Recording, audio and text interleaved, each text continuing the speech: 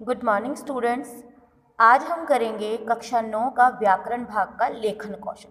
लेखन कौशल में पत्र, अनुच्छेद, नारा लेखन, संदेश लेखन इत्यादि विषय आते हैं, जिसमें आपने अपनी लेखन कला को दर्शाना होता है। तो जो नारा लेखन विषय है आपके सिलेबस में इस साल ही सम्मिलित हुआ है, अतः इसका निरंतर अभ्यास हमारे लिए बहुत ज़रूरी है और दोहरान के तौर पर हम इसे आज दोबारा से करेंगे। तो नारा लेखन क्या होता है, तो हम शुरुआत करते हैं। हिंदी में निहित है हमारे संस्कार, सबको हिंदी में मेरा नमस्कार।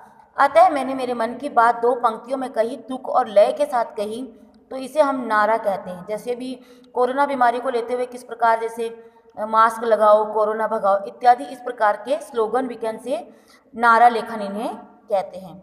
तो किसी विषय, सिद्धांत, पक्ष या दल आदि का वह लयबद्ध विशेषता वर्णित करने वाला तथा तुकांत युक्त विचार, जिसके तुक अंत होते हो। तुकांत मतलब जैसे संस्कार, नमस्कार, र तुकांत युक्त विचार जो लोगों को अपनी ओर आकर्षित करने के लिए बोला या लिखा जाता है। जैसे इस बार मोदी सरकार, हम बोलते हैं, जो हम सुनते हैं तो आकर्षण के लिए बोला गया। वो सरल शब्दों में आदर्श वाक्य कह सकते हैं, जैसे बेटी पढ़ाओ देश बचाओ।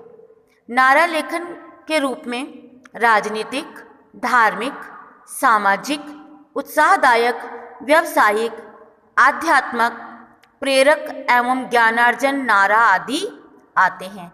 अब आता है बात कि नारा लेखन कैसे करें। नारा लेखन करते समय हमें कुछ बातों का ध्यान रखना पड़ता है, जैसे सीमा रेखा बनाना, विषय से संबंधता। विषय से संबंधता मतलब अगर मानो नारा आप धार्मिक दे रहे हो, बात राजनीति की आती है तो वो गलत है। अगर राजनीतिक विषय है तो उस विषय के साथ संबंधित नारा ही होना चाहिए। सटीक विशेषता का वर्णन, जिस भी चीज़ की आप विशेषता बता रहे हैं वो सटीक और सच्चा होना चाहिए, उसमें किसी तरह की मिलावटी शब्द नहीं होने चाहिए। मौलिकता मतलब स्वयं की रचना होनी चाहिए, वो किसी की कॉपी नहीं होनी चाहिए। आकर्षक मतलब उसे आप अट्रैक्टिव बना सकते हैं। लय तथा तुकांत शब्दों का प्रयोग होना चाहिए। शब्दों का उचित चयन एवं आपसी तालमेल होना चाहिए। रचनात्मकता होनी चाहिए, चित्रात्मकता होनी चाहिए। जैसा कि पिछले पेपरों में पाया गया था, बच्चों ने क्या किया, नारा लिख दिया, किसी तरह की कोई बाउंड्री लाइन नहीं बनाई। काफ़ी कमियां आप लोगों की पाई गई, इसीलिए आज इसको दोहरान हम जब कर रहे हैं तो आपको यह बताना बहुत ज़रूरी है।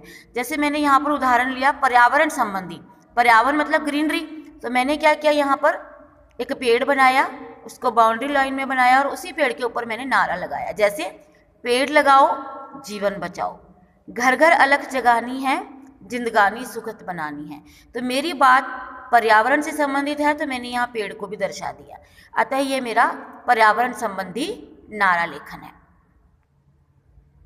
जैसे देशभक्ति से संबंधित, स्वतंत्रता दिवस एक पर्व है जिस पर हम सबको गर्व है। यहाँ पर हम चित्र के लिए यहाँ इसको तिरंगा भी शो कर सकते हैं, यहाँ पे झंडा बना सकते हैं, हमारे भारत का नक्शा अगर किसी को अच्छे से बनाना आता है वो बना सकता है। चलो फिर खुद से जगाते हैं, शहीदों के आगे अपना सिर झुकाते हैं। इस प्रकार देशभक्ति से संबंधित नारा लिखते समय हम देश का झंडा, देश का सत्यमेव जयते का प्रतीक, देश का सिक्का, कुछ भी अपनी देशभक्ति से संबंधित चीज़ हम लगा सकते हैं। यहाँ पर उदाहरण के तौर पर जैसे शिक्षा संबंधी नारे हैं, शिक्षा जीवन का आधार, इसके बिना है सब बेकार। तो हम यहाँ पर एक दीपक जगा सकते हैं कि ज्ञान का दीपक, किताब बना सकते हैं। मानो तुम मेरा कहना, शिक्षा से तुम दूर ना रहना। यहाँ पर अपनी बात में को कह के हम अट्रैक्शन करके बच्चों को बता रहे हैं कि शिक्षा हमारे लिए कितनी इंपॉर्टेंट है। होगा कल यह तुम्हारा कहना, अगर तुम शिक्षित होती हो बहना। यहाँ पर लड़की शिक्षा है ना, नारी शिक्षा के ऊपर, रोटी कपड़ा और मकान पर शिक्षा से बनेगा देश महान। यहाँ पर हम देश का झंडा बना के साथ में लिख सकते हैं, शिक्षा एक अनमोल रतन, पढ़ने का सब करो जतन। अतः शिक्षा के बिना हम अधूरे हैं। तो ये हुए शिक्षा के नारे। इस प्रकार नारा लेखन के समय हमें सीमा रेखा, सटीक विशेषता का वर्णन, मौलिकता, स्वयं की रचना, आकर्षक होना चाहिए अट्रैक्टिव, लय एवं तुकांत शब्दों का प्रयोग, शब्दों का उचित चयन और आपसी तालमेल बहुत जरूरी है। तो मुझे उम्मीद है कि आपको हमारा ये दोहरान कार्य समझ आया होगा। आप इसका जितना प्रयास करेंगे, इसका जितना अभ्यास करेंगे, आपको उतना ये समझ में आएगा, क्योंकि कहते हैं ना कि करत करत अभ्यास से जड़मति होन सुजान। जितना हम जिस चीज़ को अभ्यास करते हैं, हमारी चीज़ उतनी मजबूत हो जाती है। अतः नारा लेखन विषय का अभ्यास कीजिए, घर पर रहें, सुरक्षित रहें।